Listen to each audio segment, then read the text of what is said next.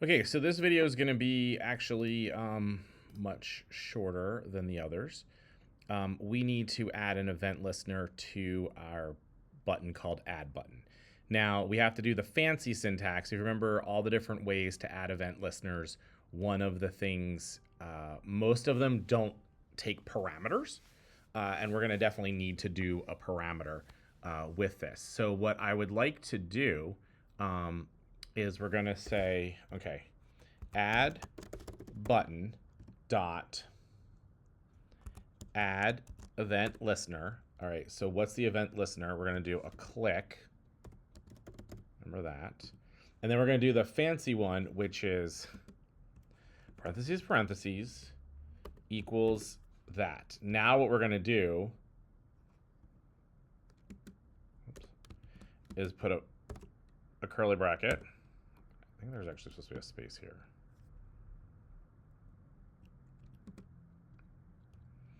Okay, so we have our event listener. And what do we do on click?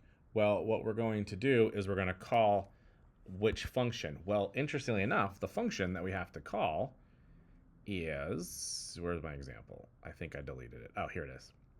My cart, add to cart, the product name, and the product price. So let's get rid of this. So on event listener, we're going to have my cart dot add to cart, and we're going to not send the demo product. We're going to send the product array name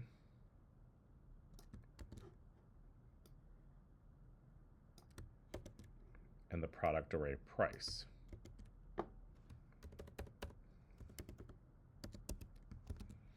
So it's going to call my cart.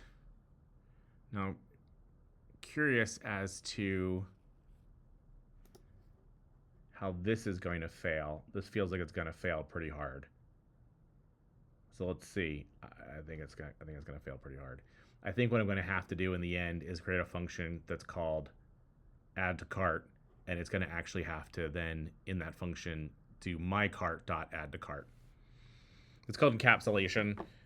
It's supposed to protect things, but let's see what happens. I think it's going to totally fail. Yes, it totally failed. Malformed arrow function parameter. Oh, let's take a look at that. This is my example.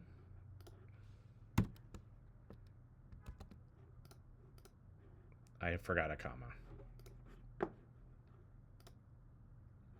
Add item. Well, how about those apples?